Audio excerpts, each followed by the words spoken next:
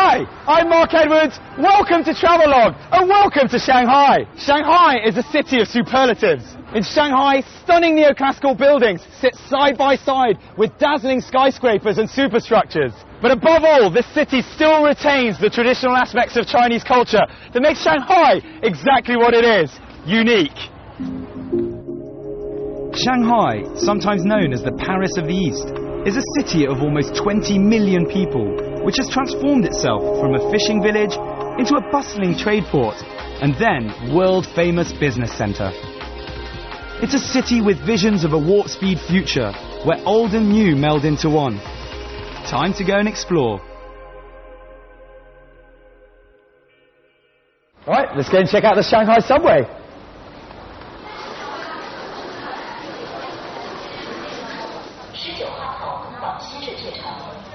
So I got myself a Shanghai transportation card. London's got the oyster. Hong Kong has got the octopus. We can get all over the public transport, taxis, buses, and the subway. Let's go.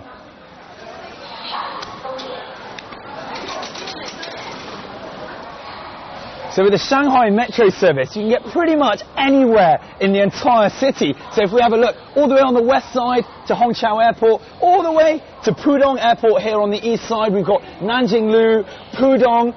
There are 11 lines overall, and we're going to head right into the city centre to Renmin Square right there. Like in many of China's major cities, traffic jams are commonplace here. But on the plus side, there's Shanghai's slick metro system, which is an efficient way to avoid them.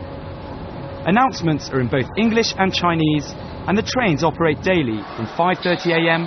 to 11 p.m. So we're here in People's Square, or Renmin Guanxiang as it's known in Chinese. This is where over 100 years ago, millionaires would ride their steeds whilst their wives looked on adoringly. These days, it's more of a focal point in terms of transport. Now, all of the main public lines of public transport converge into this one place. This is the absolute epicenter of the city, as it is on all of the maps. Take a quick stroll from People's Square to Nanjinglu, the famous old street that leads you to the Bund. So when you come to Shanghai, there's going to be so many places you have to see. And one of them is here on Nanjinglu. This place, over 100 years ago, used to be the pre-eminent shopping and entertainment district in old Shanghai. Not much has changed, as you can see, except maybe some of the brands have got a bit more modern. East Nanjinglu, from the park to the Peace Hotel, is often referred to as China's Golden Mile. It's a pedestrianised area that's almost always packed. And if you stroll down here at night, you'll be greeted by flashing neon lights, and during the day, a carnival-like atmosphere. Make your way past the Peace Hotel towards Shanghai's #1 must-see tourist attraction.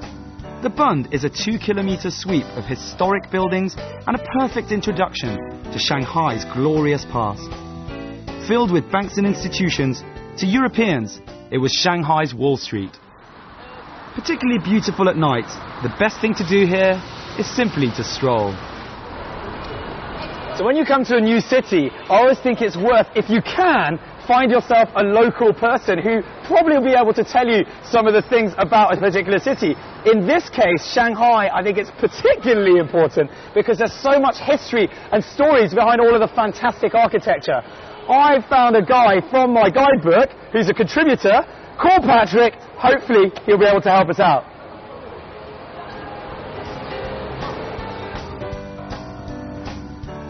Patrick? Is that Mark? Hi. Hey. Nice to meet you. Great nice to meet you too. Please. Oh, thank you. Well, lovely to meet you, Patrick. Great to meet you too, Mark. Thanks for agreeing to take the time to show me around, and also, lovely place. I can see why you've chosen here to stop. M on the Bund is legendary in Shanghai. When it opened in 1999, it was the first independent restaurant on the Bund. It's conveniently located to where we hope we're going to take a little walk this afternoon. That sounds, you planned a good route for me. I'm looking forward to that. So this whole thing is the Bund Promenade, right? Right. And That's Pudong on the right there? That's the modern skyline of Shanghai, right? Okay. Now, where does the Bund actually begin? Well, that's actually a very good question because there's no sign that says this is the Bund. Oh, okay, okay. It really should start at the corner of Yan'an Road and Zhongshan Yi Road, which is the name for the Bund. Right. So, actually, if we look down here, we can see the first Bund building, number 1, the old McBain building, which was an office building in the old days. And then number 2, which was the Shanghai Club, the British Club. So very important building in the old days. It's being renovated into a hotel. Number 3 is called 3 on the Bund. Very descriptive. That was also an office building in the old days. And we just had lunch at M on the Bund, which is on top of number 5, which was a Japanese shipping company. Oh, okay, okay. Well, let's see what else is great. What else?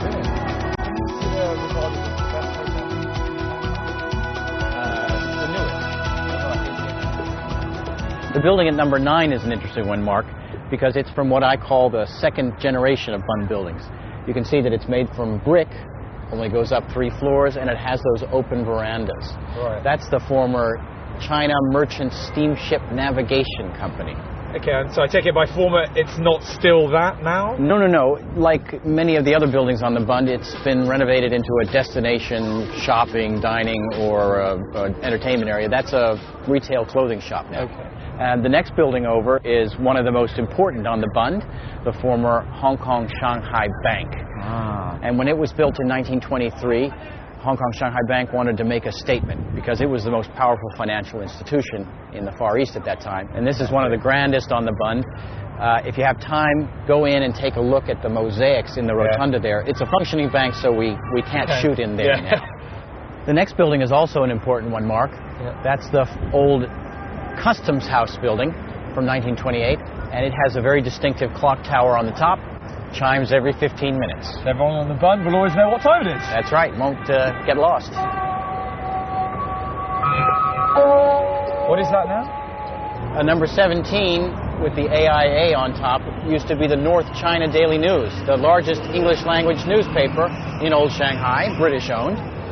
Number 18 was the Chartered Bank, an important bank. Today it's Bund 18, another destination, shopping, dining, entertaining, right? Okay. And then the next one with the brick facade was the Palace Hotel, built in 1906. So if you had come to Shanghai in 1910, this would have been the place to stay. Where you would have stayed. What about this building here? Well, this is perhaps the most iconic of all the Bund buildings, the Peace Hotel, or as it was known before 1956, the Cathay Hotel. It was the flagship property of one of the great characters of old Shanghai, Sir Victor Sassoon. And there are lots of stories about that building. And the next one over, the Bank of China, is the only Bund building that incorporates some Chinese elements into its design. Both the Bank of China and the Peace Hotel, or the Cathay Hotel, were designed by the same architectural firm, Palmer & Turner, which was responsible for designing 7 out of the 24 Bund buildings.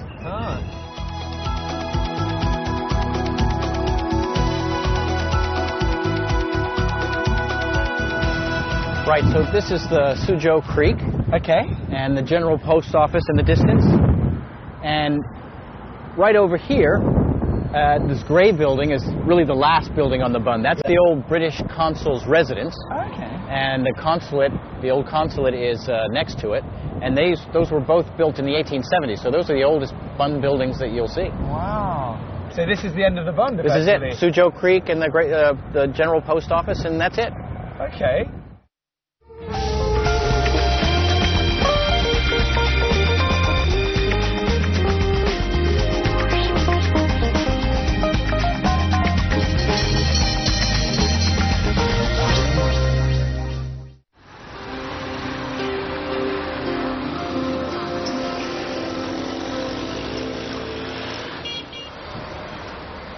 So I always think one of the best and most inexpensive ways of discovering a city is via their public bus service. And here in Shanghai, it's no different as long as you can avoid the rush hour. Now, much like the big double bus deckers in London, you might get a chance to see them like we have today. Ni hao.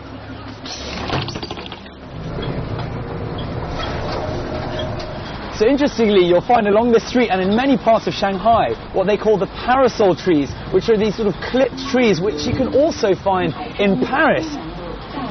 And if you can hear that in the background, that's just our way of making sure that you don't get lost on your whole way, because the announcements are in English as well as Chinese, so you should be all right.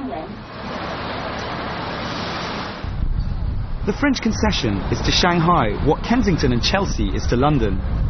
It's a residential, retail, restaurant and bar district covered with atmospheric tree-lined streets. Although you won't find it appearing on any Chinese maps, as it ranges elegantly through several different districts, this is the place to come if you really want to see the cream of Shanghai's old residential buildings. It's a trendy and happening enclave, which is a delight to explore on foot or by bike.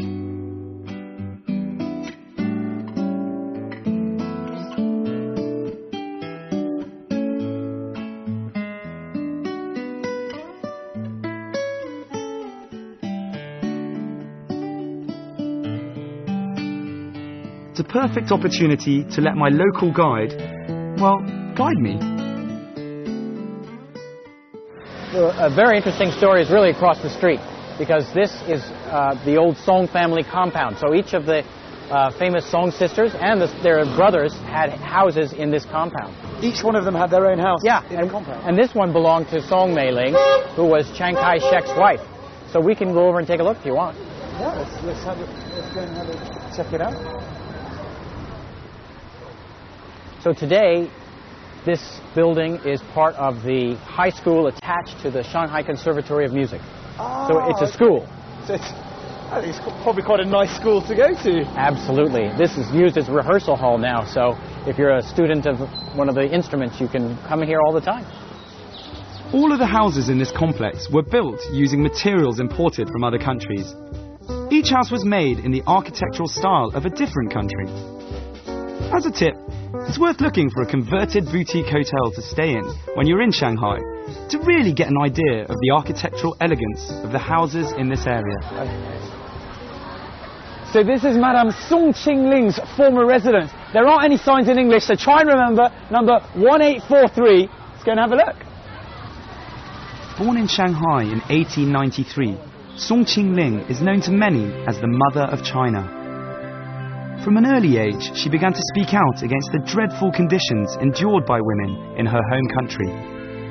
She did so in a non-violent manner, expressing her ideals of liberty and equality. For 7 decades, Song Qingling was active in both the political and the social arenas in China, becoming honorary president of the People's Republic.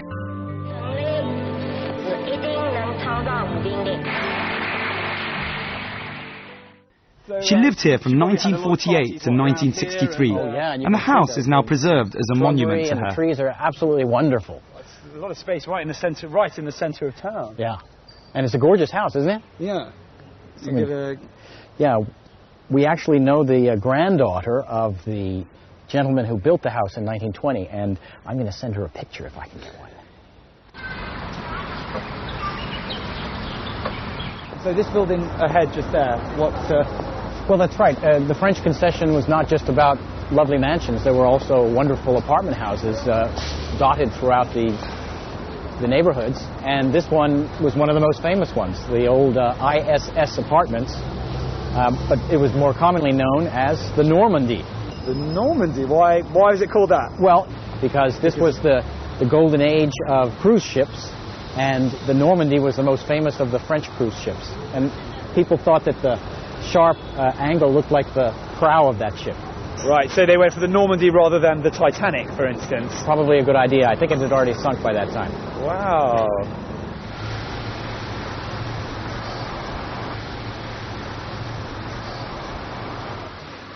So the French concession is filled with little lanes and corners like Ferguson Lane. Here you'll find restored buildings housing, amongst other things, swanky bars, restaurants and art galleries. It's in these types of places where you can get a feel of the East meeting the West, which Shanghai is famous for. The high life is enjoyed today just as much as it was the last century. What do you feel about what is it that makes Shanghai unique, or what it is? Well, obviously I like living here. It's a very stimulating place to live, and I think part of the reason it feels so comfortable is that the Shanghai culture has been produced by kind of a melding of foreign influences and Shanghai influences, and the lifestyle is very comfortable. Cheers. Cheers.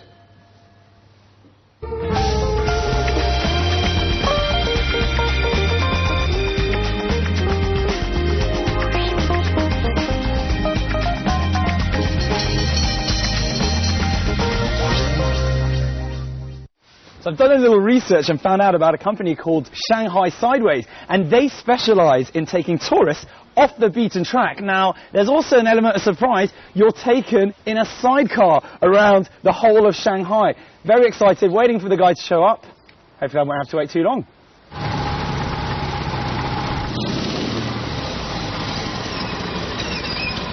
Yep. Hey, I'm Thomas. Thomas, Yes. right. Assuming by the sidecar. Shall I just get in and we Hop on, and we'll go for an exploration of Shanghai. Right, Shanghai off the beaten track. Let's go. Woo!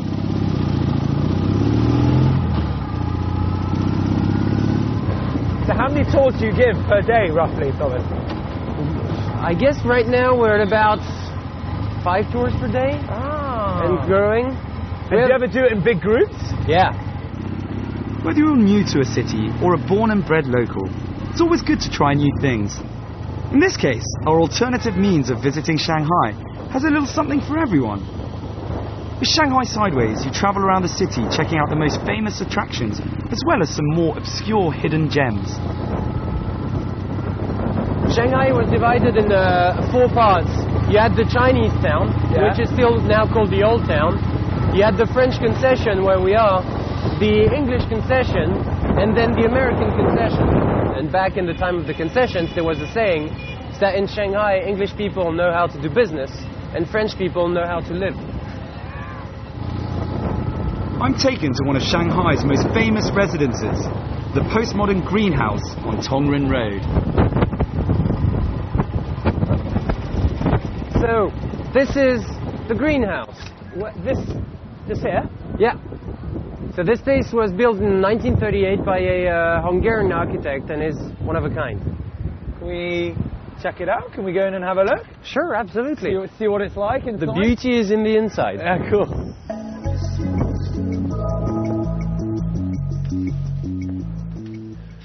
So this house was one of the first houses in China to have air conditioning. First house in China to have a private elevator, and one of the first houses in China to have an interior garage, which, when you think about it, back then was like a bedroom for a car, quite insane.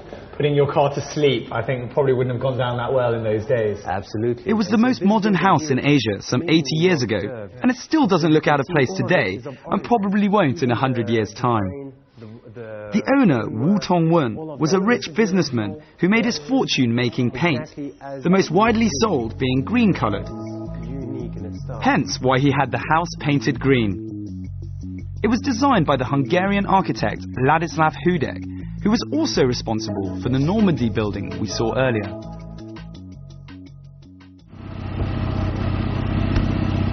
How do you know all of these places? Well, the best way to explore a city is by getting lost, and I did my share of getting lost.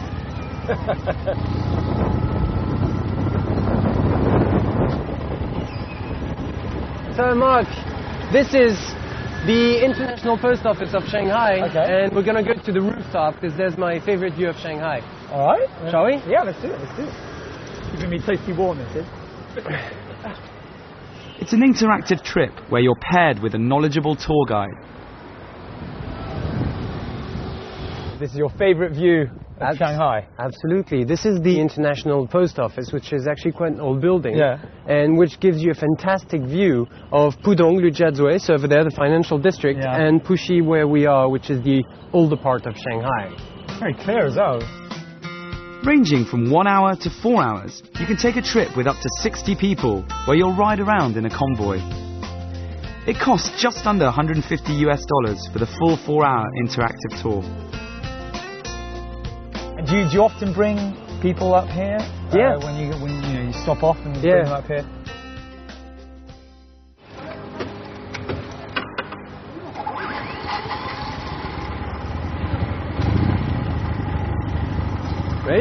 go.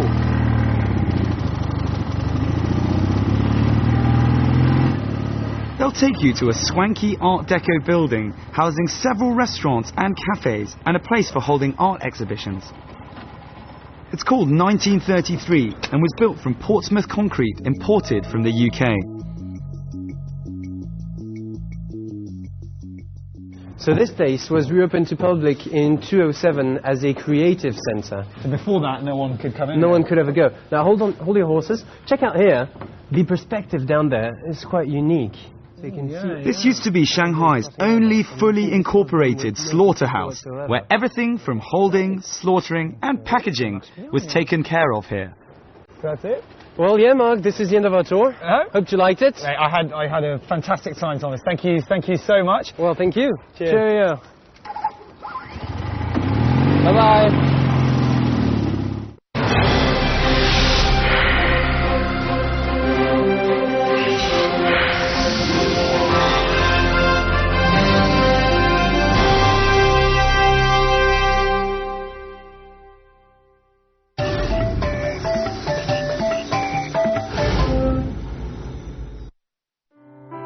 Listen to the sounds of old Shanghai, with the boats, clock towers and trams.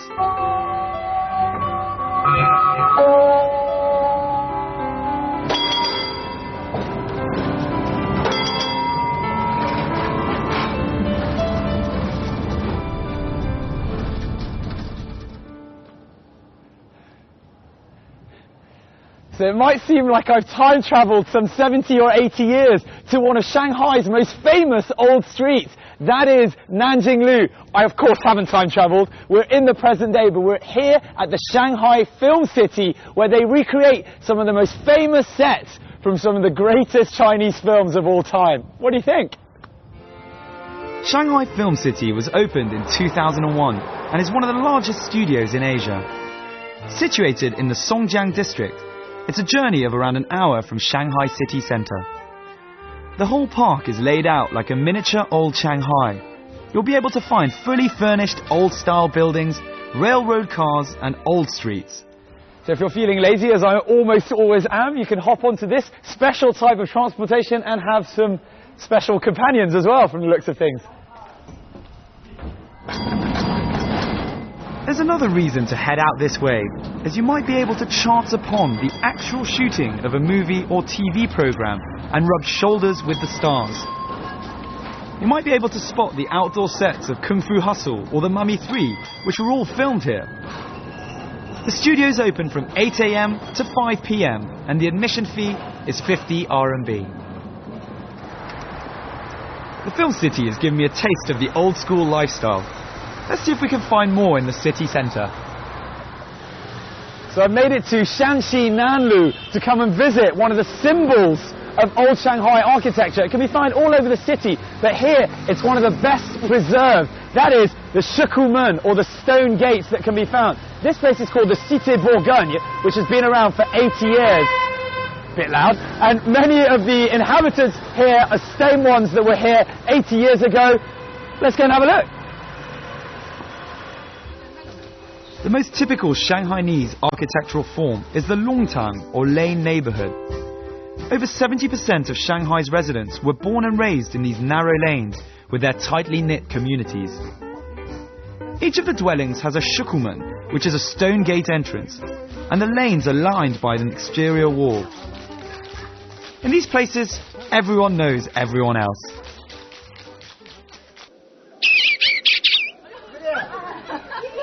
So this is incredible. It's a Monday morning. It's just gone 9 o'clock. We're in one of the old quarters, and this is how it used to be in the old days. People playing around, lots of children's games. It's so lively. It's full of old people, all retired, all put on by the communities. Let's go and have a look.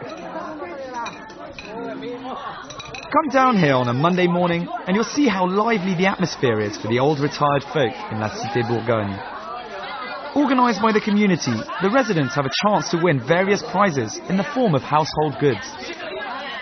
It's a lot of fun, so if you have the chance, come down here for a taste of real Shanghai life. I'm pretending So I'm having a little queuing session, about to have a game, and just going to try and ask some questions. 哎，你好，这要问你，这个是不是小孩玩的？你这么会玩吗？我们以前一个玩的，是吧？哎，我们弄堂这个游戏经常搞的。哎，你多少年住在这个地方呢？我住在这里啊，我一在附近70多年了。70多年。现在75岁。哇塞，你哎呦。 More famous for being fast-paced and modern, Shanghai still retains the essence of a traditionally Chinese city. So make sure you don't miss out on those older parts of town when you make your way here.